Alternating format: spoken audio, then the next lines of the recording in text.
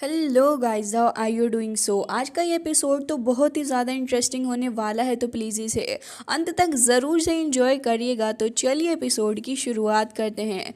तो गाइस, इस एपिसोड की स्टार्ट होती है और हमें देखने के लिए मिलता है कि सारे के सारे अभी भी लॉन्ग आवतियान के साथ में ही फंसे पड़े थे, जबकि शाओ शाओ यहाँ पर बहुत ही ज़्यादा इंजर्ड होकर आ चुकी होती है वापस, और वो इस बैटल को हार चुकी थी, जिसकी वजह से यहाँ पर अपनी टीम के पास भी 2 पॉइंट्स थे, बल्कि ओपोजिट टीम के पास भी 2 पॉइंट्स आ चुके होते हैं।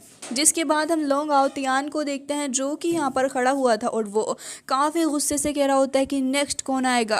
अगर किसी के अंदर हिम्मत है तो फिर वो यहाँ पर आ सकता है। ये देखने के बाद तो यहाँ पर अपनी क्यूआर भी कह रही होती है कि वाकई में स्नो डीमन सेक्ट इंडीड बिल्कुल भी सिंपल नहीं है, बल्कि इनका स्ट्रॉन्गेस्ट मैन इतना ज़्यादा पावरफुल है कि इन्होंने इसे हाइड करके रख रखा था, और अब ज़रा देखो ये अपनी पावर का इस्तेमाल कर रहा है। तभी टीचर शुआन यहाँ कह रही थी कि बिल्कुल मुझे भी लग रहा है कि इनका सबसे ज़्यादा पावरफुल पर्सन लॉन्ग आवतियान ही है, जो कि यहाँ पर बहुत ही ज़्यादा केयरफुली फाइट तो कर ही रहा है, बल्कि यहाँ पर सारे ही लोगों को काफ़ी अच्छे से पीट रहा है वो। जिसके बाद वो ये भी कहती हैं कि भले ही इस मैच को तैंग सेक्ट जीते या फिर स्नो डीमन सेक्ट, दोनों ही सेक्ट हमारे दुश्मन हैं और दोनों ही यहाँ पर काफ़ी ज़्यादा पावरफुल रहेंगे सेमीफाइनल्स के अंदर। तभी यहाँ पर दिखाया जाता है कि काइटो अभी यहाँ ख्याल रख रहा होता है अपनी शाओ शाओ का, और उसको वहीं सोफा पर बिठाकर कह रहा होता है कि जिसके बाद वो कहता है कि शाओ शाओ, तुमने इस बैटल को काफ़ी अच्छे से लड़ा है और मुझे काफ़ी ज़्यादा खुशी भी हो रही है कि तुमने इस बैटल में इतना ज़्यादा अच्छा परफॉर्म किया। लेकिन तभी उस लड़की को देखते हैं जो कि यहाँ पर मौजूद थी और कह रही होती है कि हु यू हाउ के मूव के अंदर तो यहाँ पर ये बंदा इंजर्ड हुआ था, लेकिन अब लग रहा है कि अब इन्हें बहुत ही ज़्यादा बड़ा कंपनसेशन पे करना पड़ेगा। ये बैटल हमें लॉन्ग आवतियान के साथ जल्द से जल्द रिजॉल्व करवाना ही होगा। जिसके बाद हमें दिखाया जाता है कि यहाँ पर अपनी बेबी की लवर भी वहाँ आकर खड़ी हो चुकी थी, जिसे देखकर वो थोड़ा इमोशनल सा हो जाता है। लेकिन यहाँ पर ये सारी सिचुएशन अपना हुई हुआ समझ गया था और तुरंत ही कह रहा होता है कि बिग ब्रदर आप प्लीज़ पैनिक ना हो इस मोमेंट पर, क्योंकि यहाँ पर टीचर शाया जो हैं वो यहाँ पर काफ़ी ज़्यादा बुरे तरीके से फंसी हुई हैं इस होली स्पिरिट चर्च के साथ में। तो हम फिलहाल के लिए अवॉइड करना ही इसको ठीक समझ रहे हैं, तो प्लीज़ आप अभी अपने अपकमिंग गेम के ऊपर ही फोकस करें। ये सुनने के बाद वो कह रहा होता है कि हाँ ठीक है। हालांकि अब हमें दिखाया जाता है कि यहाँ पर बेई कुछ सोचने के बाद आगे बढ़ता और वो यहाँ इस बैटल को लड़ने के लिए आगे जा रहा था, जिसे देखने के बाद यहाँ पर फाइनली जाके जिया नान नान उसके पास आ जाती और कह रही थी कि सुशंसी मेरी बात सुनो।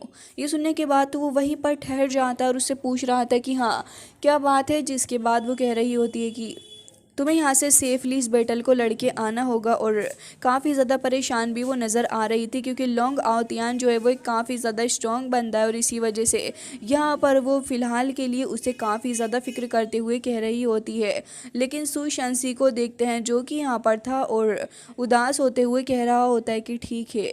हालांकि यहाँ पर सारे ही लोग काफ़ी ज़्यादा खुश नज़र आ रहे थे, क्योंकि जियान नान नान बहुत ही कम बार अपनी अफेक्शन को शो करती है। तभी हमें देखने के लिए मिलता है कि अब तो वो और भी ज़्यादा कॉन्फिडेंट हो चुका था और कह रहा होता है कि अब तो मैं यहाँ इस बंदे को सबक सिखा कर रहूँगा, तुम तैयार रहो, क्योंकि तुम्हें याद होना चाहिए कि आज तुम्हारा ओपोनेंट कौन है। ये सुनने के बाद लोंग आवतियान कह रहा होता है कि अच्छा लग रहा है कि यहाँ पर तुम जैसे लोगों के साथ में ही मुझे फाइट करनी होगी। और यहाँ पर हमें दिखाया जाता है कि सू शांसी बहुत ही ज़्यादा सीरियस हो जाता है और अब कह रहा होता है कि मुझे कुछ तो इनलाइटमेंट करो, और तुरंत यहाँ पर फाइट करने के लिए आगे बढ़ता है। तो लॉन्ग आवतियान भी अपना इंट्रो देते हुए कह रहा था कि लॉन्ग आवतियान प्लीज़ मुझे टीच करो। जिसके बाद दोनों ही यहाँ पर अपनी अपनी पावर्स को रिलीज़ करते हैं, लेकिन सुशांसी तो उस जगह पर खड़ा ही था। विद इन अ सेकेंड यहाँ पर ये बंदा लॉन्ग आवतियान इतनी तेज़ी के साथ भागता हुआ आता है कि यहाँ पर काफ़ी फास्टली अटैक कर देता है, बट सुशांसी ने अपनी शील्ड को निकाल लिया था उसकी इस अटैक से बचने के लिए। जबकि हमें दिखाया जाता है कि यहाँ पर ये सारी चीज़ें देखने के बाद सुशांसी काफ़ी तेज़ी के साथ अपनी शील्ड का यूज़ करते हुए एकदम ही टकरा जाता है इस बंदे के साथ, और एक तरफ सुशांसी की डोमिनेटिंग पावर रिलीज़ हो रही थी, जबकि दूसरी तरफ हमें दिखाया जाता है कि यहाँ पर काफ़ी ज़्यादा लाइटनिंग उस बंदे के पास से रिलीज़ हो रही होती है। इवन जैसे ही वो गुस्से से सुशांसी को देखता है तो यहाँ पर तुरंत ही उसे पीछे हटाने में कामयाब भी हो चुका था। जैसे ही सुशांसी पीछे आता है तो वो इतनी स्पीड से आगे आता है कि उसे पीछे हटने का मौका भी नहीं मिलता, और इतनी ज़ोर से उसको पंच देकर मारता है कि वो बंदा यहाँ पर जाकर धंस ही जाता है। फिर तो वो रुकता ही नहीं बल्कि धड़ाधड़ उसको पीटे जा रहा था और एक के बाद एक उसको पंच से हिट कर रहा होता है। सुशांसी जिस भी डायरेक्शन में जा रहा था, लोंग आउतियान उसी डायरेक्शन में आके उसको पीट रहा होता है। ऐसा लग रहा था कि जैसे सुशांसी कोई बॉल हो और ये बंदा उसके साथ खेल रहा है। जिसके बाद हमें दिखाया जाता है कि वो जैसे ग्राउंड पे अपना हाथ पटकता है तो ग्राउंड ही पूरा फट जाता है। उसके अंदर से ढेर सारे स्टोन्स इधर उधर बिखर रहे थे, जबकि यहाँ पर वो एक बार फिर सुशांसी को पीटता है पंचिस से और एक बार तो उसकी नेक ही पकड़ लेता है। सुशांसी यहाँ पर उसके हमलों से बच भी नहीं पा रहा था। इवन यहाँ पर हमें दिखाया जाता है कि उसकी स्पीड इतनी ज़्यादा फास्ट थी कि कोई भी मूवमेंट नज़र नहीं आ रही होती कि आखिर फाइट वो बंदा कितनी स्पीड से कर रहा है या फिर कहाँ पर वो हिट कर रहा है अपने ओपोनेंट को। सुशांसी तो यहाँ पर एक शील्ड ही बना लेता है, जबकि हमें दिखाया जाता है कि शील्ड बनाने के बाद यहाँ पर लोंगाउतियान को उसके अंदर लेकर भी आया था, लेकिन उसका भी कुछ फ़ायदा नहीं होता क्योंकि लोंगाउतियान उसे एक बार फिर दूर फेंक कर मारता है। इवन सुशांति घसीटता घसीटता काफ़ी ज़्यादा दूर जाता है, लेकिन अब वो बहुत ही ज़्यादा बर्दाश्त कर चुका था और अब वो अपनी श्वानमिंग लाइफ लॉन्ग पावर शील्ड का यूज़ करते हुए तुरंत ही यहाँ पर इस फॉर्मेशन को फैला देता है। इसे देखने के बाद तो अब यहाँ पर अपना हुई हाव कह रहा होता है कि लग रहा है कि थर्ड ब्रदर यहाँ पर अपनी पावर को रिट्रीट नहीं कर रहा है, बल्कि वो यहाँ पर जानबूझकर इस बंदे को फंसाने की कोशिश कर रहे थे अपनी श्वानमिंग इस पे केप एरे के अंदर। और देखो जरा इसके रिजल्ट की वजह से ही तो वो यहाँ पर इतना तगड़ा डिफेंस सिस्टम अपने लिए खड़ा कर पाया है। और वाकई में डिफेंस सिस्टम देखने में बहुत ही ज़्यादा खतरनाक और स्ट्रॉन्ग नज़र आ रहा था, लेकिन लोंग आउतियान अपने सामने सिर्फ सामने खड़ी हुई उस शील्ड को ही देखता है और इसके अलावा कुछ और नहीं। वो तुरंत ही जाकर उस शील्ड के ऊपर भी पागलों की तरह पंचेस की बरसात करने लग जाता है। पहले एक पंच, दो पंच, फिर एक साथ 25-30 पंच मारता है, जिससे कि अब यहाँ पर उस शील्ड के अंदर धीरे धीरे करके काफ़ी सारे क्रैक्स आने लगे थे। फिर वो मुस्कुराता है और एक पंच और मारता है, जिससे कि यहाँ पर शील्ड ही पूरी ब्रेक हो चुकी थी। तभी सुशांसी को देखते हैं जो कि यहाँ पर उसके आने का ही वेट कर रहा था। जैसे ही वो आगे आता है तो वो भी अपनी ढेर सारी शील्ड लगा लेता है आगे, लेकिन लोंग आउतियान सिर्फ एक सिंगल हिट के अंदर ही उस पूरी की पूरी शील्ड को ही ब्रेक कर देता है। और इस बार जैसे ही आकर वो यहाँ पर किक मारता है अपने सुशांसी की चेस्ट के ऊपर तो लिटरली यहाँ पर हमें उसकी बोन्स दिखाई जाती हैं जो कि क्रैक कर चुकी थी। लेकिन सुशांसी अभी भी हार नहीं मानता, वो भी बहुत ज़्यादा ऑफेंड हो जाता है और तुरंत ही इस बंदे के एक पंच मारता है। और ऐसा पहला पंच था जो कि यहाँ पर हिट करता है लोंग आउतियान को जब से वो इस बैटल के अंदर उतरा है।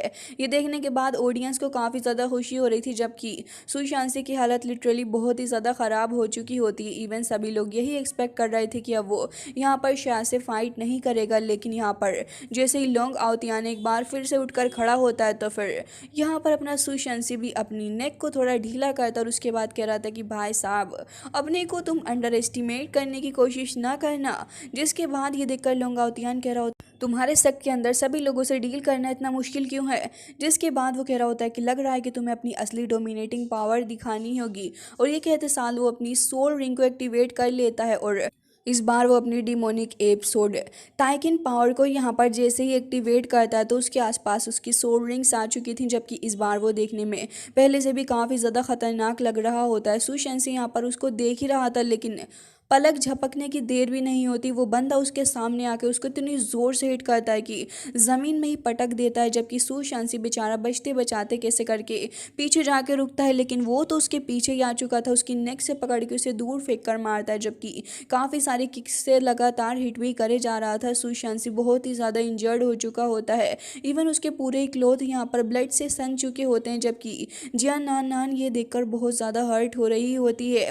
हालांकि हमें दिखाया जाता है कि लगातार उसके माउथ से ब्लड आने के बावजूद भी और इतने ज़्यादा बुरे तरीके से पिटने के बाद भी सुशांसी हार मानने का नाम ही नहीं ले रहा होता। और हमें दिखाया जाता है कि इस बार वो अपनी एक बार फिर से शील्ड को निकाल लेता और शील्ड के थ्रू खुद को बचाने की कोशिश भी कर रहा था, बट इसके बावजूद भी कुछ नहीं होता। अपनी बॉडी स्पिरिट का यूज़ करने के बावजूद भी लोंग आउतियान का फाइटिंग स्टाइल बहुत ही ज़्यादा खतरनाक था, जिस वजह से लगातार वो सुशांसी को सप्रेस करने में कामयाब होता जा रहा होता है। जिसके बाद हमें दिखाया जाता है कि वो एक बार फिर सुशांत के ऊपर हमला करता है। सुशांत की शील्ड ब्रेक हो जाती है और उसकी हमें आई देखने के लिए मिलती है, जो कि थोड़ी घबराई हुई एक्सप्रेशन भी हमें दे रही थी। लेकिन तभी ऑडियंस के अंदर बैठे हुए बाकी सारे लोग भी इस नज़ारे को देखकर हैरान थे कि आखिर ये सब कुछ क्या चल रहा है। इवन सुशांत वहाँ पर लेट के ऑलमोस्ट बेहोशी होने वाला था, लेकिन उसने इतनी बुरी हालत तो इस बंदे की भी कर दी होती है कि ये भी लड़खड़ाते हुए वहाँ चल के आ रहा था। तभी सुशांत एक बार फिर उठ के खड़ा होने लगता और कह रहा था कि मुझसे डील करना इतनी ज़्यादा आसानी वाली बात नहीं है। तभी लोंगाओतियान कह रहा होता है कि सुशांत तुम वाकई में एक आदमी हो, एक मर्द हो तुम। और उसके बाद तुरंत ही यहाँ पर अपने सोल वेपन को भी निकाल लेता है। उसका यूज़ वो करने वाला था और इसका यूज़ करते हुए वो इस बार सुशांत को जड़ से ही ख़त्म करने वाला था, क्योंकि ऑलरेडी सुशांत इसको ऑफेंड कर देता है, जिसकी वजह से वो अपनी सोल सोर्स को निकाल लेता है और उससे हमला करने वाला था सुशांत के ऊपर। लेकिन तभी हमें दिखाया जाता है कि इस बार सुशांत यहाँ पर अपने हाथों का यूज़ करके लिटरली उसकी सोर्ड को ही पकड़ लेता है। उसके हाथ से ब्लड गिरता जा रहा होता है। उसी टाइम पे यहाँ रेन भी शुरू हो चुकी थी। इवन जिया नान तो अब रोने लग जाती है, जबकि हमें दिखाया जाता है कि ये सब कुछ देखने के बाद अब हमें देखने के लिए मिलता है सुशांत की आइज़ जो कि एकदम ही चेंज हो चुकी होती हैं और वो कह रहा होता है कि अब क्या लगता है तुम्हें। तभी वो अपनी पावर्स का यूज़ करती है, उसको हिट करने ही वाला था, लेकिन जैसे ही वो उसको हिट करता है और हमें कुछ ब्लड ड्रॉप्स वगैरह देखने के लिए मिलती हैं, तब यहाँ पर हमें अपना ध्यान वगैरह देखने के लिए मिलता है, जो कि अब फाइनली जाकर एक्टिवेट हो ही चुका था। और यहाँ पर अपना सुशांत से कह रहा होता है कि बस अब तुमने बहुत खेल खेल लिया, अब बारी मेरी है। जो तुमने मूव मेरे ऊपर की अब मैं यहाँ पर इसे रिटर्न करूँगा। और वो अपनी यहाँ पर 6 सोल स्किल जुआनवू का इस्तेमाल करते हुए यहाँ पर रियल्म की पावर का यूज़ करते हुए आसपास काफ़ी ज़्यादा डोमिनेटिंग मिथिकल बीस्ट को फैला रहा होता है। जिसके बाद यहाँ पर अपना बेई भी कह रहा था कि देखो ज़रा, इसने इतनी ज़्यादा पावर का यूज़ करते हुए फाइनली इस स्किल को मास्टर कर ही लिया, जिसकी वजह से ही अपनी जुआनवू पावर को इतनी अच्छे से कंट्रोल कर पा रहा है। सारे ही लोग देख रहे थे कि फील्ड के अंदर आखिर क्या चल रहा है। तभी यहाँ पर हमें दिखाया जाता है कि लोंगाओतियान के एक्सप्रेशन बहुत ही ज़्यादा घबराए हुए हो चुके थे। यहाँ पर वो पूरे तरीके से इस जुआनवू रियल्म के अंदर फंस जाता है, उसके निकलने की कोई भी होप नहीं नज़र आ रही थी। जबकि हमें दिखाया जाता है कि यहाँ पर उसकी टीम लीडर खड़ी हुई यही कह रही होती है कि इतना ज़्यादा टेरेबल प्रेशर वो भी वॉर्डर का आखिर कैसे हो सकता है। इवन इसी टाइम ये यहाँ पर अपनी सोल पावर का यूज़ भी कर रहा है और लग रहा है कि यहाँ पर अब इस बंदे का सुशांत को हमने बहुत ही ज़्यादा ईजीली लेके एक काफ़ी बड़ी गलती की। जबकि लोंगाओतियान भी इतनी आसानी से बाज तो बिल्कुल भी नहीं आने वाला था, तो वो भी यहाँ पर अपनी पावर का यूज़ कर रहा होता है उसके ट्रैप से निकलने के लिए।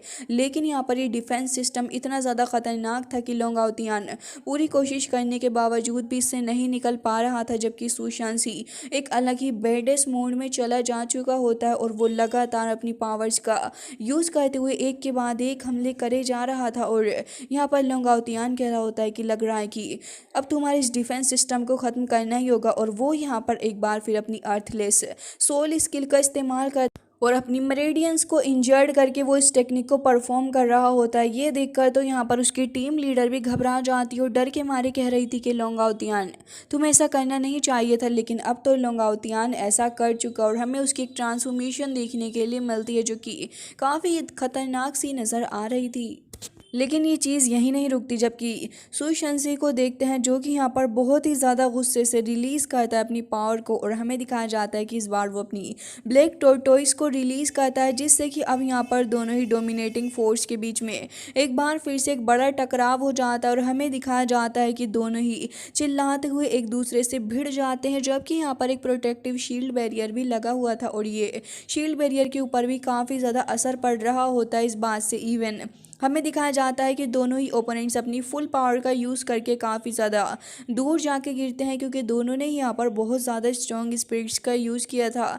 जबकि हमें दिखाया जाता है कि यहाँ पर दूसरी तरफ लोंगाओतियान जो था वो तो अब यहाँ पर बेहोश हो चुका होता है, जबकि यहाँ पर अपना सुशांत मौजूद होता है जो कि काफ़ी इंजर्ड भी था। जबकि ये सब कुछ देखने के बाद यहाँ पर अब रेफरी जैसे ही आते हैं तो वो यहाँ पर कह रहे होते हैं कि सुशांत को मैं यहाँ पर आउट करता हूँ। और यहाँ पर ये सुनने के बाद तो सुशांत हैरान हो जाता और कह रहा था कि क्या बॉन्ड आउट, लेकिन इसका क्या मतलब है।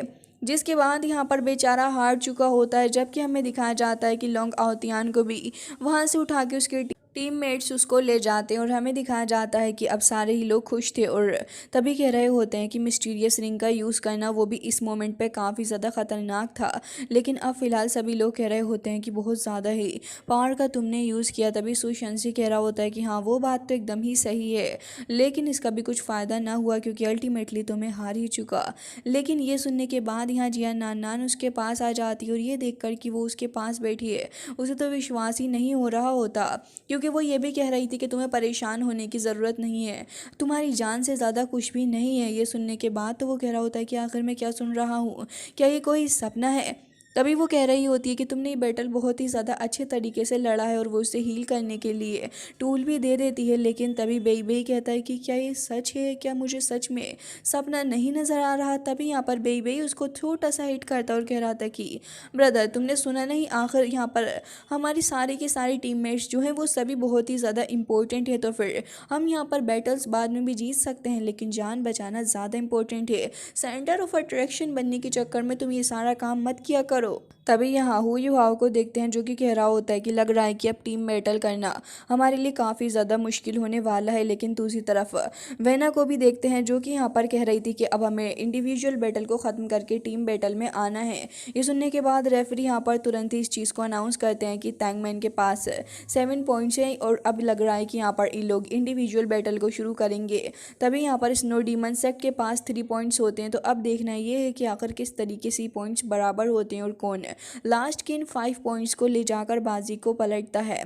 जिसके बाद दोनों एक दूसरे को देख रहे थे और रेफरी अनाउंस करता है टीम बैटल के लिए। लेकिन हमें दिखाया जाता है कि यहाँ पर बेई बेई कह रहा होता है कि ब्रदर तुम यहीं रुको, हम अपनी पूरी कोशिश करेंगे तुम्हें प्रोटेक्ट करने की। तो यहाँ पर सुशांशी कह रहा होता है कि अच्छा वैसे मैं हूँ इतना ज़्यादा हैंडसम, खैर जाने दीजिए इस बात को। लेकिन तभी में श्वान कह रही होती हैं कि यह लग रहा है कि यहाँ पर अपना जो विनर होगा वो 5 पॉइंट से ही डिसाइड होने वाला है। लेकिन हमें ये नहीं सोचना चाहिए कि लॉन्ग आउतियान ही यहाँ पर स्नो डीमन सेट के अंदर सबसे ज़्यादा स्ट्रॉन्ग है, क्योंकि यहाँ पर इस टीम का रियल ब्रेन जो है वो वेनर है। और दूसरी तरफ अपने हु युहाओं के लिए भी वो सेम बात ही बोलती हैं और कह रही थी कि देखना ये होगा कि आखिर अगर ये दोनों ही ब्रेन्स एक दूसरे से टकराएंगे तो क्या होगा। रेफरी यहाँ पर फिर से कहता है कि ये बैटल चालू किया जाता है। लेकिन तभी वेना कह रही होती है कि मुझे आपसे कुछ बात करनी है और कह रही थी कि क्योंकि ये बैटल के दौरान यहाँ पर ये फील्ड बहुत ही बुरे तरीके से ख़राब हो चुकी है और मुझे लगता है कि बाकी सारे लोगों के साथ अन्याय होगा कि वो इस तरीके के यहाँ पर इन्वायरमेंट में लड़े। तो मैं आपसे ही गुजारिश करना चाहूँगी कि प्लीज़ सबसे पहले तो आप इस ग्राउंड को ठीक करवा दें फाइट के लिए। ये सुनने के बाद तो अब यहाँ पर सारे ही लोग हैरान थे कि आखिर ये क्या कह रही है। और साथ ही यहाँ पर अपना हु युहाओ कह रहा होता है कि वो बस इस चीज़ को अभी टालना चाह रही है ताकि उसे ज़्यादा से ज़्यादा टाइम मिल जाए अपने लोगों को हील करने के लिए। एंड ये चीज़ हुई युहाओं के लिए भी थी क्योंकि उसके टीममेट्स भी तो इंजर्ड ही थे। लेकिन हमें दिखाया जाता है कि अपना ये जो रेफरी होता है वो दोनों ही साइड की तरफ को देखता और कह रहा था क्योंकि ये मैच को डिले नहीं किया जा सकता, इसलिए मैं रेफरी होने के तौर पर पर्सनली इस फील्ड को खुद ही ठीक किए देता हूँ। और हमें दिखाया जाता है कि वो एक टूल को निकाल लेता है और उसी टूल का यूज़ करते हुए वो यहाँ पर अब धीरे धीरे करके सारे स्टोन्स को इकट्ठा करता है, फिर उनको जोड़ देता है और उसके बाद वो फील्ड भी ठीक कर चुका था। ये देखने के बाद तो वेना कह रही होती है कि इतनी जल्दी ये कैसे फिक्स हो गया। हालांकि यहाँ पर वो एक शॉक्ड में थी, लेकिन तभी हमें दिखाया जाता है कि क्राउन प्रिंस इस चीज़ को देख के काफ़ी खुश नज़र आ रहा था।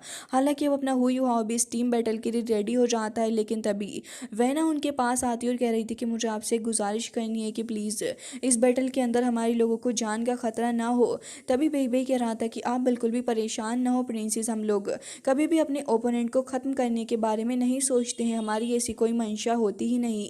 जिसके बाद वो वहाँ से चली जाती है क्योंकि रेफरी आकर कहता है कि यहाँ से चले जाओ, यहाँ बैटल के दौरान बात करना सख्त मना है। तो वो तो वहाँ से चली जाती है, जबकि रेफरी यहाँ पर रात का सीन याद कर रहा होता है जहाँ पर क्राउन प्रिंस ने उसे पर्सनली बुलाया था कुछ बात करने के लिए और वहाँ पर अपनी ऑरेंज भी मौजूद होती है। तभी यहाँ पर वो कह रही होती है कि यहाँ पर श्रेक जो है वो यहाँ लास्ट कॉम्पिटिशन के अंदर शायद फाइट करेंगे। और तभी क्राउन प्रिंस कह रहे होते हैं कि अच्छा, तो इसका मतलब तो ये है कि श्रेक और साथ ही टैंक सेक्ट दोनों ही एक ही जगह से बिलोंग करते हैं। हैं। तो इसका मतलब तो ये हुआ कि भले ही इन दोनों में से कोई भी जीते, जीत तो इन लोगों की ही हो रही है। जिसके बाद यहाँ पर रेफरी भी कह रहे होते हैं कि हाँ बिल्कुल सही कह रहे हो, क्योंकि क्राउन प्रिंस के आगे किसी की भी बोलने की हिम्मत नहीं होती। तभी यहाँ पर वो ये कह रहा होता है कि लग रहा है कि अब इन लोगों के साथ में मुझे डील करनी होगी, क्योंकि थैंक्स तक तो हमारे लिए एक थ्रेट है ही, लेकिन ये श्रेक भी कुछ कम नहीं है। हमें यहाँ पर इन लोगों को ही हैंडल करना होगा। तभी यहाँ पर एक बी आकर बैठ जाती है उसकी उस बुक के ऊपर जिस पे वो सब कुछ देख के इन्फॉर्मेशन वगैरह पढ़ रहा था,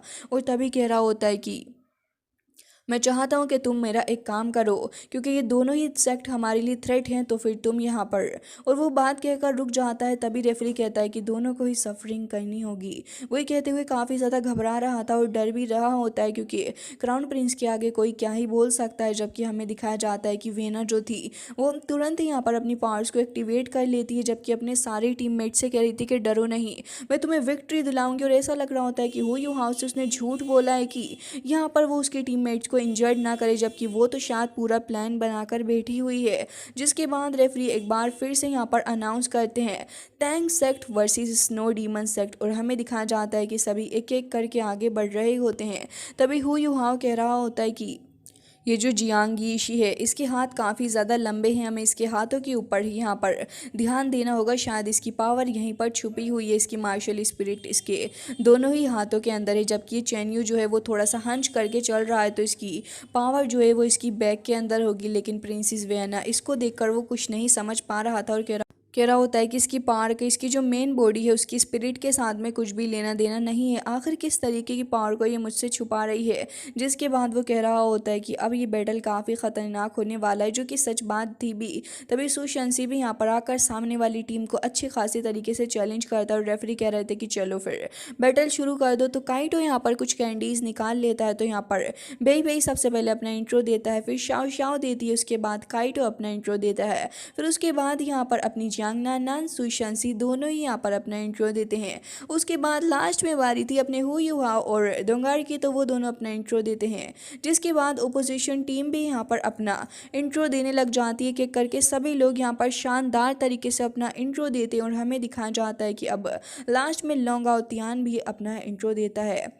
सो गाइज इसी के साथ आज का ये एपिसोड हो जाता है, एंड आई होप कि आपको पसंद आया होगा। मिलते हैं नेक्स्ट वीडियो में, तब तक के लिए bye bye, take care of yourself.